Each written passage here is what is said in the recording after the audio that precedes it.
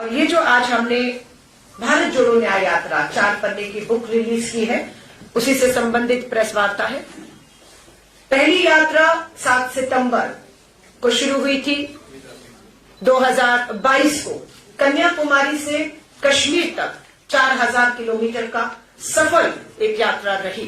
कन्याकुमारी से कश्मीर में लोग जुड़े उसमें, उसी की मांग को देखते हुए कि पूर्व से पश्चिम की भी यात्रा की जाए, कोई भी राज्य छूटना नहीं चाहिए। अब दूसरी यात्रा 14 जनवरी को मणिपुर से पूर्व से पश्चिम गुजरात होते हुए महाराष्ट्र मुंबई तक पहुंचेगी। 14 जनवरी 2024 को यात्रा शुरू होगी और 20 मार्च 2024 को मुंबई में समापन होगा। ये यात्रा लगभग हमारी जो है 6713 किलोमीटर चलेगी। इस यात्रा में 110 जिलों से ये गुजरेगी। ये यात्रा 15 राज्यों से गुजरेगी। पहली यात्रा भारत जोड़ने का प्रयास था, भारत जोड़ने की यात्रा थी और इसमें हम कामयाब हुए। हम देश को जोड़ने में, देश के मुद्दों को से जोड़ने में कामयाब हुए। इस यात्रा में न्याय शब्द जोड़ा गया है। भारत जोड़ो अब ये न्याय यात्रा है। न्याय यात्रा आर्थिक न्याय की लड़ाई, न्याय यात्रा सामाजिक न्याय की लड़ाई है, न्याय यात्रा राजनीतिक न्याय की लड़ाई है। इस लड़ाई में कहां अन्याय हो रहा है देश में पिछले सालों में, ये एक प्रेस रिलीज है, इसके बिंदु हैं, आपसे शेयर किए जाएंगे। पिछले 10 साल अन्याय का काल, पिछले 10 साल अन्याय का काल रहा। कैसे रहा? अगर आप देखेंगे, युवा बेरोजगारों का सबसे बड़ा मुद्दा आज पूरे देश में छाया हुआ है। जहां पर 2012 में 1 करोड़ बेरोजगार युवा थे, आज लगभग 4 करोड़ पढ़े लिखे बेरोजगार युवा हैं जो रोजगार की तलाश में हैं।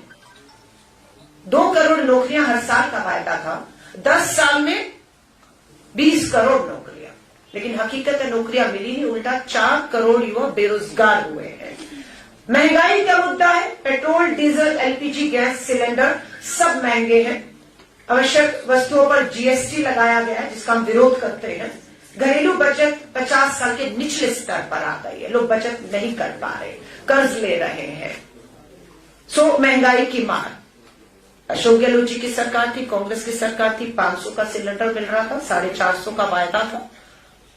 अभी हमने एक उपचुनाव जीता है श्री करणपुर में, अध्यक्ष जी आपकी अध्यक्षता में ये हमने चुनाव, उपचुनाव, और छोटे मोटे मार्जिन से नहीं, 11,000 वोटों से उपचुनाव। और ये आपको मालूम है, जिसकी उपचुनाव नहीं है, चुनाव, माफी चाहूंगी, चुनाव है, क्योंकि चुनाव होना था में, उसके बाद किसी कारणों से ये रद्द हुआ, दोबारा हुआ, उपचुनाव नहीं था। पर बात यह है कि चुनाव सरकार बनने के बाद हो रहा था और जो उम्मीदवार थे उन्हें मंत्री बना दिया गया था। चुनाव आयोग से हम गुहार लगाते रहे, चुनाव आयोग के कान में जू तक नहीं रहेंगे। परिणाम दिया लोगों ने, और होता यह कि जिसकी सरकार बनती है, कोई भी सरकार के बनने के बाद चुनाव सत्ताधारी ही जीतता है। लेकिन ये हमारी जीत है, ये राजस्थान की जीत है, ये करणपुर के लोगों की जीत है। मैं उन्हें धन्यवाद और बधाई देती हूं। तो ये महंगाई का, खेती और किसानों का मुद्दा। आय 2022 तक दुगनी होनी थी, आज 10 सालों में क्या आय दुगनी हो गई है? एमएसपी पे कानून की मांग थी, क्या कानून बन गया? कमेटी का क्या जिक्र कहीं नहीं है।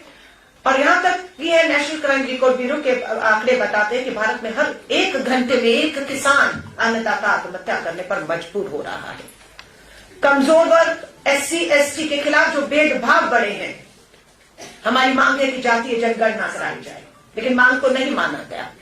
इंडिया अलायंस और कांग्रेस अपना मैनिफेस्टो और घोषणा पत्र तैयारी की ओर बढ़ रहा है। हमारा यह मानना है कि हमारी सरकार बनते ही इंडिया अलायंस और कांग्रेस की जातीय जनगणना देश में कराई जाएगी और जिसकी जितनी आबादी, उसे उसका उतना हक देने का हमारा उनसे वायदा आज भी है।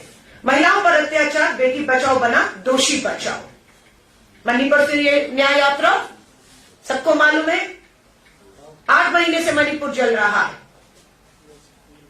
डबल इंजन की भाजपा सरकार है, आदिवासी दलित, आदिवासी बेटियों को पुलिस सुरक्षा थानों से घसीट कर बाहर लाकर सामूहिक बलात्कार किया जाता है और उस पर जब कुछ भी कार्रवाई नहीं होती तो सुप्रीम कोर्ट फटकार लगाता है केंद्र की सरकार को कि अगर आप कार्रवाई नहीं करेंगे तो मुझे हस्तक्षेप करना पड़ेगा। आगे आ जाते हैं, जब महिलाओं की बात है, न्याय की बात है, दूसरा राज्य आता है आपका उत्तर प्रदेश। प्रधानमंत्री जी का संसदीय क्षेत्र बीएचयू में आईआईटी की छात्रा के साथ 3 लोग सामूहिक बलात्कार करते हैं। वो 3 लोग कोई और नहीं, भाजपा के आईआईटी सेल से जुड़े हुए युवा हैं, जिनकी प्रधानमंत्री जी से लेकर भाजपा के राष्ट्रीय अध्यक्ष और बड़े नेताओं के साथ बड़ी नजदीकियां हैं, तस्वीरें हैं। ये नहीं कह सकते कोई आया फोटो खिंचाकर चला गया। और वहीं पर जब पता लगा कि 2 महीने गिरफ्तारी क्यों नहीं हो पाई, पता लगा कि वो तो मध्य प्रदेश में लाडली योजना का प्रचार प्रसार कर रहे थे, भाजपा के लिए वोट बनाकर उनकी सरकार बना रहे थे और उसके बाद उनकी गिरफ्तारी होती है। लेकिन प्रधानमंत्री जी आपका संसदीय क्षेत्र बेटी बचाओ का नारा दिया और क्या हो रहा है ये देश आपसे अब सवाल करेगा। आ जाइए अगला, गुजरात, बिल्किस बानो 22 साल पहले 21 साल की भारत की बेटी बिल्किस बानो का 11 लोग सामूहिक बलात्कार करते हैं। 15 अगस्त 2022 का दिन याद रखिएगा। लाल किले की प्राचीर से, उसी प्राचीर से जहां से प्रधानमंत्री जी ने बेटी बचाओ का नारा दिया था, 15 अगस्त 2022 को आजादी का अमृत महोत्सव मनाया जा रहा था। और वहीं पर गुजरात में उसी 15 अगस्त 2022 को बिल्किस बानो के 11 सामूहिक बलात्कारी हत्यारे, जिन्होंने 7 सदस्यों की इसके परिवार की हत्या की, जिसमें 3 साल की बच्ची शामिल थी, उसको रिहा कर रहे थे। उन्हें रिहा ही नहीं किया, विश्व हिंदू परिषद के दफ्तर में भाजपा के विधायक और सांसदों ने उन्हें लड्डू खिलाए, उनके हार डाले और वो तस्वीरें सबने देखी और उनसे 2022 गुजरात के चुनावों का प्रचार प्रसार भी करवाया गया। धन्यवाद करते हैं सुप्रीम कोर्ट का। सुप्रीम कोर्ट का 1 साल बाद फैसला आता है, बेटी की गुहार लगाने के बाद, याचिकाओं के बाद, कि यह फैसला गलत है। बलात्कारियों को, सामूहिक बलात्कारियों को छोड़ना, उनका इस तरह से उनका स्वागत करना, उन्हें रिहा करना, ये गलत है। और 2 हफ्ते का समय दिया है कि 11 के 11 सामूहिक बलात्कारियों को वापस जेल में ठूसा जाए। और ये भारतीय राष्ट्रीय कांग्रेस के साथ भारतीय राष्ट्रीय महिला कांग्रेस, जिसकी जिम्मेदारी मुझे मेरे कंधों पर अब आई है, पूछ रहे भारत जोड़ो न्याय यात्रा कब तक? भारत जोड़ो न्याय यात्रा न्याय का हक मिल जाने तक। मणिपुर की बात की, उत्तर प्रदेश के बीएचयू की बात की, गुजरात की बात की, हरियाणा ब्रजभूषण शरण आजाद घूम रहा है। किसने एफआईआर करवाई उनके खिलाफ, अपराधियों के खिलाफ? सुप्रीम कोर्ट ने। मैं इसलिए सुप्रीम कोर्ट का धन्यवाद करती हूं कि आज मणिपुर का मामला हो, बिल्किस बानो का मामला हो, हमारी हरियाणा की बेटियों का मामला हो, ब्रजभूषण शरण के खिलाफ एफआईआर करने के आदेश सुप्रीम कोर्ट को दिल्ली पुलिस को देने पड़े और तब एफआईआर हुई, लेकिन गिरफ्तारी अभी तक नहीं हुई। इसलिए न्याय का हक अभी अधूरा है। सो ये न्याय यात्रा जो राहुल गांधी जी के नेतृत्व में शुरू हो रही है, ये इन सभी राज्यों से गुजरेगी और न्याय का हक अभी अधूरा है। इस यात्रा का सिर्फ यही मकसद है कि हम इस न्याय को, अधूरे न्याय को, हक को पूरा पहुंचा सके। हमारे यहां पर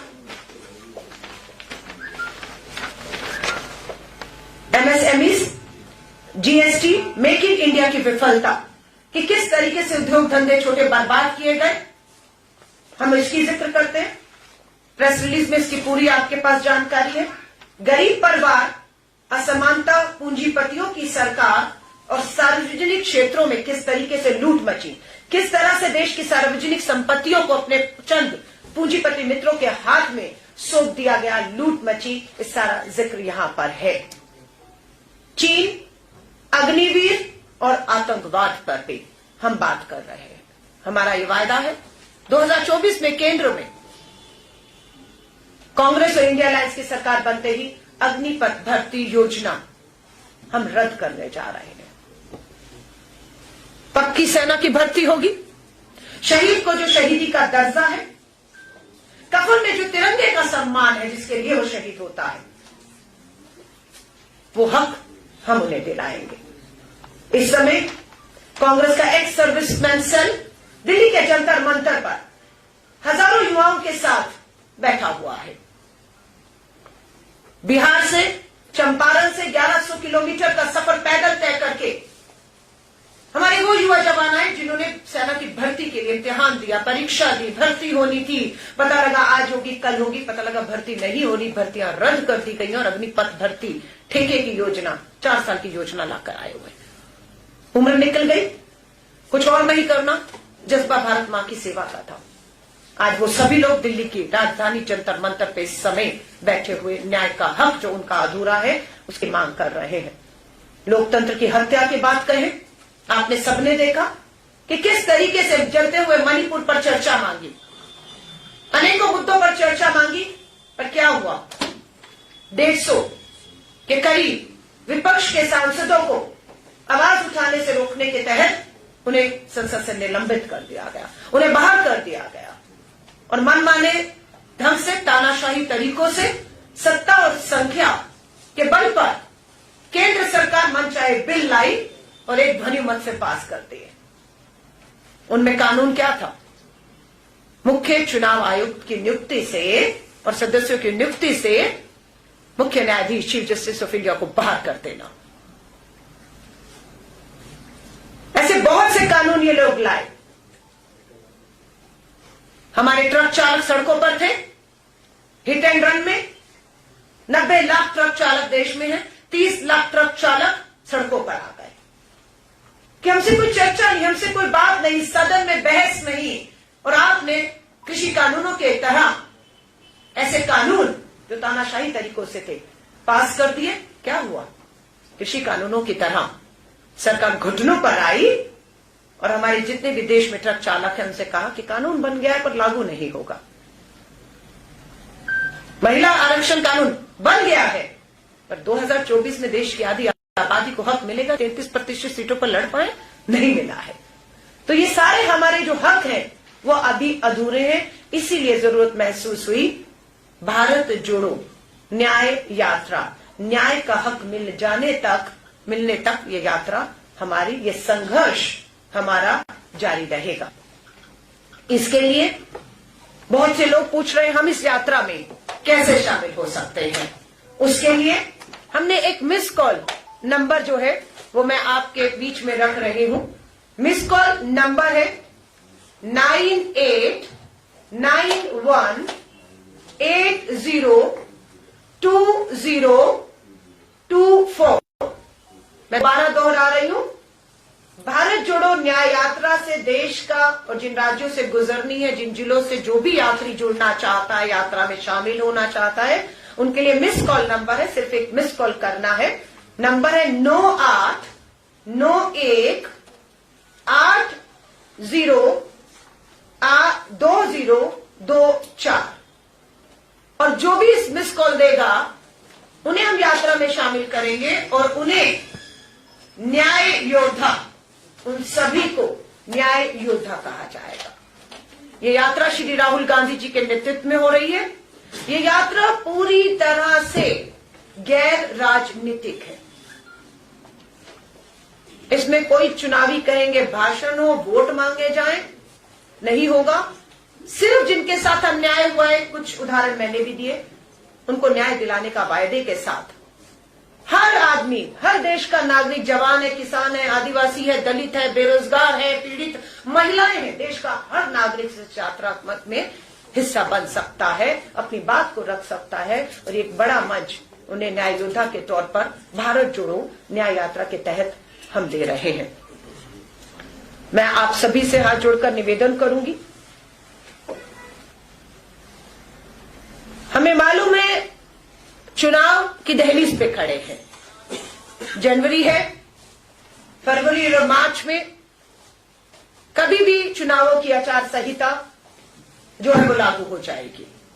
भारतीय राष्ट्रीय कांग्रेस अपने इंडिया अलायंस के 28 दलों के साथ पूरी मुस्तैदी के साथ इस पे काम कर रहा है। पूरी कोशिश है इस महीने के अंत तक भी भारतीय राष्ट्रीय कांग्रेस की कोशिश है, जहां पर हमारी सीधे टक्कर है भाजपा के साथ, जहां हमारे एलाइज के साथ हमारी बातचीत नहीं है, वहां वो नहीं है, लाइक बंगाल, उत्तर प्रदेश, बिहार, तमिलनाडु, ये राज्य हैं जहां पर हमारे सहयोगी इंडिया के जो है उनसे बात है, लेकिन जहां हमारी सीधे है, हम सीधा भाजपा के साथ हैं। बहुत हम उम्मीद करते हैं कि इस महीने के अंत या पहले हफ्ते तक पहली सूची उम्मीदवारों की आ जाए। हमारी पूरी तैयारी उसमें कमर कस चुके हैं।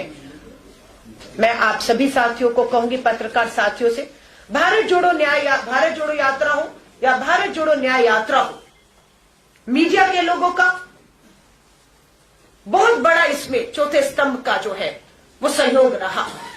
ऐसा नहीं है कि यात्रा आपके माध्यम से लोगों तक पहुंची। लोग पीड़ित जो थे, जो न्याय की उम्मीद में भटक रहे थे, वो भी आपके माध्यम से यात्रा में जुड़ पाए और उन्हें मंच देने का काम, उनकी आवाज को उठाने का काम श्री राहुल गांधी जी ने किया। कल ही हमारे अग्रिम संगठनों की मीटिंग हुई। लगातार हमारे हर राज्य की लोकसभा की तैयारियों को लेकर मीटिंग पूरी हो चुकी है। स्क्रीनिंग कमेटी केंद्रीय और राज्यों की बन चुकी है। हमारी इंडियन अलायंस की जो समूह को मुकुल वासनिक जी के नेतृत्व में, जिसमें हमारे राजस्थान के मुख्यमंत्री भी हैं, उस कमेटी में पूर्व मुख्यमंत्री छत्तीसगढ़ और ये लोग हैं। इंडिया अलायंस के समूह से लगातार बैठकें हो रही है 101, और जल्द मुझे लगता है हम इस दिशा में आगे बढ़ेंगे। मैं आप सभी साथियों से निवेदन करती हूं। इसके बाद हमारी महिला कांग्रेस के अध्यक्ष भी हैं, हमारे प्रदेश कांग्रेस के अध्यक्ष भी हैं। मैं महिला कांग्रेस के तौर पर कल मैंने शपथ ली। ये पहला दौरा, पहला राज्य आज मेरा राजस्थान जयपुर है। मैं अपने आप को भाग्यशाली मानती हूं कि जयपुर राजस्थान अध्यक्ष जी मेरे लिए बहुत निजी तौर से भी हमेशा लकी रहा है। आप ही के यहाँ पर प्रेस कॉन्फ्रेंस कर करके एनएसयू की राष्ट्रीय अध्यक्ष से राष्ट्रीय महिला कांग्रेस वर्किंग कमेटी की जिम्मेदारियां मेरे कंधों पर आई हैं। इसके बाद तुरंत मैं महिला कांग्रेस के अध्यक्ष के साथ बैठ के प्रदेश महिला कांग्रेस कार्यकारिणी और जिला अध्यक्ष जो आई हैं उनके साथ बैठकें करेंगे, महिला सम्मेलन होंगे और पूरी कोशिश रहेगी एक बार फिर से राजस्थान में भारत जोड़ो यात्रा हुई और ये भी भारत जोड़ो न्याय यात्रा राजस्थान से एक बार फिर गुजरने वाली है। मैं आप सभी पत्रकार साथियों का धन्यवाद करती हूँ और हाथ जोड़ के सिर्फ एक ही निवेदन करूंगी। आज की प्रेस कॉन्फ्रेंस का मकसद जो है वो ये है, भारत जोड़ो न्याय यात्रा, न्याय का हक मिल जाने तक जो शुरू हो रही है श्री राहुल गांधी जी के नेतृत्व में, आज की प्रेस वार्ता पूरी तरह उसी से समर्पित है। मैं आती रहती हूँ, आती रहूंगी। अध्यक्ष जी आपके बीच में हैं, आपके बीच में सदा रहते हैं। जो भी दूसरे मुद्दे हैं आपको अवसर मिलता रहेगा, आप उस पर सवाल कीजिए, उसका स्वागत है। लेकिन आज आपसे हाथ जोड़कर मेरा निवेदन है कि आज की प्रेस वार्ता यहीं तक केंद्रित रखेंगे। इसी को संबंधित आपके जो भी सवाल हो, जो भी शंकाएं हो, जो भी हो, उसका मैं स्वागत करती हूँ। पर हाथ जोड़ के पत्रकार साथियों से निवेदन है, आज की प्रेस वार्ता निवेदन है, मुझे इसी को समर्पित करने दीजिएगा। धन्यवाद।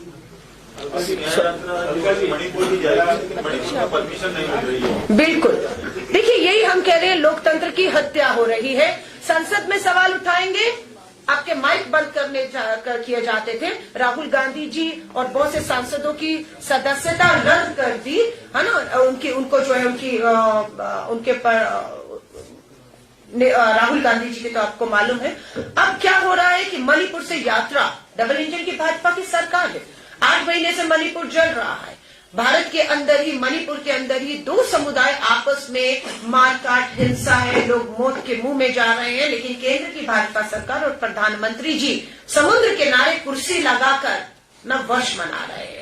हम पूछ रहे हैं मणिपुर कब जाएंगे। राहुल गांधी जी पहली बार नहीं जा रहे यात्रा के लिए। आपको मालूम है मणिपुर में राहुल गांधी जी पहले भी दौरा किया, राहत कैंपों में गए, लोगों से मिले, पीड़ा को जाकर हमारी महामहिम राष्ट्रपति जी के सामने रखा और बात की। पीड़ित बेटियां जंतर मंतर तक आई, सामूहिक बलात्कार की जो हमारी आदिवासी बेटियां शिकार हुई, लेकिन कोई सुनवाई नहीं हुई। आज राहुल गांधी जी की भारत जोड़ो न्याय यात्रा की इजाजत, ये आप सही कह रहे हैं। वहां की पुलिस प्रशासन, वहां का राज्यपाल, मुख्यमंत्री, केंद्र के पूरे दबाव में कि किसी तरह भी ये यात्रा मणिपुर से नहीं गुजरने चाहिए और हमारी ये यात्रा किसी कीमत पर भी रुकने नहीं जाएगी। यात्रा मणिपुर से ही शुरू होगी, तय रूट से शुरू होगी और अब हमें भी देखना है कि कितना दम है उनमें और कितने ताकत से वो रोकेंगे। जितनी ताकत से वो रोकेंगे उतनी ताकत से हम लोगों का जो न्याय दिलाने का भरोसा है वो मजबूत करते जाएंगे। धन्यवाद। मेरा सवाल ये है कि राहुल गांधी की जो भारत जोड़ो यात्रा हाँ जी, जिन राज्यों से गुजरी थी, खासकर राजस्थान है, मध्य प्रदेश है, छत्तीसगढ़ है, राजनीतिक लिहाज से सीटों का लाभ कांग्रेस को नहीं मिल पाया। क्या आप लगता है कि इस यात्रा से कांग्रेस को कुछ लाभ मिलेगा लोकसभा चुनाव में? देखिए, मैं आपको फिर कह रही हूँ, वो यात्रा या ये यात्रा पूरी तरह से गैर राजनीतिक है। राहुल जी का कोई भी भाषण, वार्ता दिखा दीजिए जिसमें भारत जोड़ो यात्रा में उन्होंने वोटों की अपील की हो कि इस राज्य में चुनाव है। तेलंगाना से यात्रा गुजरी, चुनाव हुआ, हम जीते। यात्रा कर्नाटका से गुजरी, चुनाव हुआ, हम जीते। लेकिन एक भी सबूत नहीं है, वीडियो नहीं है कि राहुल जी ने यात्रा का राजनीतिक इस्तेमाल करके वोट मांगा। अलग बात है कि देश के प्रधानमंत्री ने पुलवामा के शहीदों का राजनीतिकरण करते हुए 18 साल के मतदाताओं से अपील कर दी थी कि 18 साल का मतदाता 2019 में पुलवामा के शहीदों के नाम पर कमल पर वोट करे, उन्हें वोट करे। और आज किसके नाम पर वोट मांग रहे हैं या मांगा जाए, सबको पता है। सो मेरी यह यात्रा कहना है, यात्रा पूरी तरह से, हाँ, पार्टी संगठन की बात करेंगे, बिल्कुल कार्यकर्ता का मोटिवेशन जो है, यहां पर हम ये कहते हैं, आप कहते हैं चुनाव हारे, राजस्थान में हम चुनाव नहीं हारे, हमारी भूमिका बदली है। हम सत्ता में थे 5 साल, अब हमारी भूमिका बदल गई और हम मजबूत विपक्ष, 70 विधायकों के साथ हम विपक्ष की भूमिका में उसका धर्म निभाएंगे। 500 450 का सिलेंडर, महंगाई, बेरोजगारी, महिला सुरक्षा के मुद्दे पर आए थे ना, कन्हैया लाल के परिवार को उन्होंने न्याय दिलाने के लिए आए थे ना। NIA में अमित शाह जी, मामला अभी भी है, 1 साल से चढ़ाइए फांसी पर, अब हम देखेंगे। सो बात यह है कि यात्रा 70 मैंने आपको कहा, अब आपके लिए लाभ नहीं हुआ। मैं फिर आपसे कहती हूं, 5 राज्यों में चुनाव हुए, कुल वोट लगभग 11 करोड़ पड़े। 11 करोड़ में से 4 करोड़ 90 लाख लोगों ने भारतीय राष्ट्रीय कांग्रेस को चुना और 4 करोड़ 80 लाख लोगों ने भाजपा मोदी जी के नाम पर वोट दिया। सीटों को अलग कर दीजिए तो देखें, लोग, देश, जनता, 10 लाख लोग भारतीय राष्ट्रीय कांग्रेस के साथ बदलाव के लिए खड़े थे। तो मैं ये नहीं कहूंगी हम उन 4 करोड़ 90 लाख लोगों को ये कहते हैं हम हार गए। मैं फिर कह रही हूं, हमने राजस्थान, मध्य प्रदेश, छत्तीसगढ़ के परिणामों को स्वीकार किया है, हार को स्वीकार नहीं किया। हम मैदान में उतरे, हम मैदान में आज भी हैं और हम इस लड़ाई को न्याय मिलने तक, न्याय का हक मिलने तक लड़ेंगे। धन्यवाद। अगला सवाल। जैसा कि आपने कहा कि ये गैर राजनीतिक यात्रा है, बिल्कुल। फिर आप लोग राम मंदिर की जो भी चला रहे हैं अभियान या राम मंदिर की पुनर्प्रतिष्ठा, और उसको राजनीतिक क्यों कह रहे हैं? वो भी एक तरह से गैर राजनीतिक है, क्योंकि राम का सबके लिए मंदिर है। तो आप लोग जो भी लगा रहे हैं कि वो राजनीतिक दृष्टि से बीजेपी कर रही है, ऐसा आरोप क्यों? फिर अगर गैर राजनीतिक है, नहीं, यात्रा में तो हिंदू, मुस्लिम, सिख, ईसाई, बौद्ध, जैन, दलित, आदिवासी, किसान, गरीब, महिला, बेरोजगार सब जुड़ रहा है ना, सबकी बात हो रही है। लेकिन उसकी तुलना इससे करना, मैं ही कह रही हूं। दूसरी बात, देश के धर्मगुरु शंकराचार्यों ने इसका विरोध किया है, नहीं जा रहे। हाँ, उनके अधर्मी बताएंगे। मैं पूछना चाहती हूं, वो 22 को पूरी तरह से राम मंदिर अधूरा है निर्माण अभी। मैं आप पत्रकार साथियों से हाथ जोड़कर निवेदन करूंगी, टेक्नोलॉजी आ गई है, ड्रोन आ चुके हैं, इजाजत मिले तो जाकर देखिए ना। पार्लियामेंट अभी भी पार्लियामेंट में आ जाइए, अधूरा है निर्माण अभी। बाहर पूरा आज भी आपको दिखेगा निर्माण अधूरा है। लेकिन जल्दबाजी में महामहिम राष्ट्रपति जी महिला है, आदिवासी समाज से आती है, कस्टोडियन है, लोकसभा राज्यसभा की बुलाया गया सिर्फ मोदी जी। और अभी राम मंदिर में क्या हो रहा है? आप कहना चाहते हैं देश के धर्मगुरु शंकराचार्य अपमानित महसूस कर रहे हैं। ये उनका कहना है कि भगवान श्री राम कण कण में बसे हुए हैं। सिर्फ चुनावों की जल्दबाजी में अधूरे निर्माण को राजनीतिक लोगों के हाथों से ये शिलान्यास होना अधर्म का काम है। ये काम जो धर्म से जुड़े हुए लोग हैं, हमारे गुरु हमारे शंकराचार्य हैं, ये पूरी तरह सुने करना चाहिए था। और हम सब लोगों को जिसमें राष्ट्रपति जी, प्रधानमंत्री जी, उपराष्ट्रपति जी, हर राजनेता नेता, मुझे लगता वही क्यों, हर आम नागरिक क्यों इसे राजनीति के दायरों में देखा जा रहा है कि राष्ट्रपति जा रहे हैं, पार्टी का नेता, मुख्यमंत्री, आमंत्रण दिया गया है, वो तय कर रहे हैं कि कौन आएगा और कौन नहीं जाएगा, ये वो तय कर रहे हैं, निमंत्रण वो बांट रहे हैं। तो अगर मैं और धर्म गुरु शंकराचार्य 22 को ना जाकर 23 को जाएंगे, हम वैष्णो देवी जाते हैं, कहते माँ का बुलावा नहीं आ रहा, माँ का बुलावा नहीं आ रहा, तो वो बुलावा कोई विश्व हिंदू परिषद आरएसएस देता है? हम वैष्णो देवी जाते हैं और एक दिन पहुंच जाते हैं, पहुंचने के बाद कहते हैं माँ का बुलावा आया। तो इसलिए भगवान श्री राम का जिस दिन बुलावा आ जाएगा, हर राम भक्त कण कण में जो राम बसे हैं, शंकराचार्य हमारे धर्म गुरु जो अपमानित महसूस कर रहे हैं और राजनीतिकरण हो रहा है, वो कह रहे हैं, हम तो उनके सम्मान में, उनकी बात में जिस दिन बुलावा भगवान श्री राम का आएगा, सब दौड़े जाएंगे। लेकिन दुर्भाग्य है 24 का चुनाव सामने मुद्दों पर बात करने के लिए नहीं है। लोकतंत्र की हत्या, संविधान की हत्या, किसानों के ये हत्यारे हैं, आत्महत्याएं की, बेरोजगार युवा, सेना, सरहदें, महिलाएं बलात्कार की शिकार हो रही हैं आपके उत्तर प्रदेश में, और आप भगवान श्री राम का राजनीतिकरण करके वोटों की राजनीति, राजधानी दिल्ली पटी पड़ी है। भगवान श्री राम, प्रधानमंत्री मोदी जी दोनों, और एक में तो प्रधानमंत्री जी का कद इतना बड़ा कि भगवान श्री राम की उंगली पकड़ कर ले जा रहे हैं। हाँ, तब धर्म, हिंदू धर्म का अपमान नहीं हुआ, तब आपको नहीं लगा, तो मैं माफी चाहूंगी। ये भाजपा का एजेंडा है, हमारे एजेंडे ये है जिसको लेकर हम आए। ये खाला समाज के 22 तारीख को अयोध्या न जाने के फैसले से इत्तेफाक करती है, और क्या आपका भी 22 तारीख को जाने का कार्यक्रम? देखिए, कांग्रेस अध्यक्ष और हमारा लाइन भारतीय राष्ट्रीय कांग्रेस के शीर्ष नेतृत्व की लाइन से अलग नहीं हो सकती। हम ये मानते हैं कि भारतीय राष्ट्रीय कांग्रेस ने धर्मगुरु शंकराचार्य और जो भी माहौल, अधूरा राम निर्माण, राजनीति के इस्तेमाल, सबको देखकर बहुत सोच समझकर कि मुद्दों पर आइए। भगवान श्री राम भी ये चाहेंगे। शबरी के बेर खाए थे भगवान श्री राम ने झूठे, वो शबरी, वो दलित, वो हमारी बहन आज बलात्कार की जो उसका रूप है, आज शिकार हो रही है। हाँ, मैं फिर कहूंगी, निजी मेरा क्या कार्यक्रम होगा, निजी आपका क्या, वो हमारी निजी आस्था। आप जाएंगे, आप नहीं जाएंगे। अगर एक चैनल का एक पत्रकार साथी जाए या ना जाए तो उसका पूरा चैनल से क्या मतलब है?